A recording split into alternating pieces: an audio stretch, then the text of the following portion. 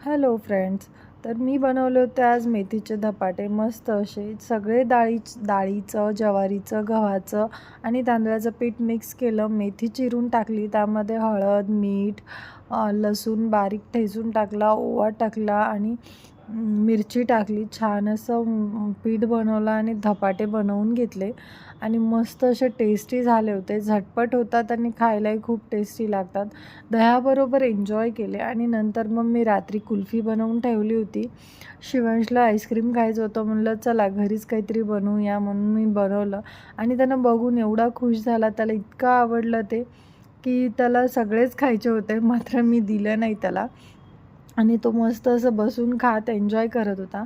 आणि संध्याकाळी मग मी खिचडी बनवायला घेतली आणि खिचडीचा व्लॉग पूर्ण टाकायचा होता, पण नंतर शिवांशने फोन घेतला आणि तो काही देतच नव्हता, म्हणून राहून गेला. बाय बाय, भेटूया नेक्स्ट व्लॉगमध्ये. बाय.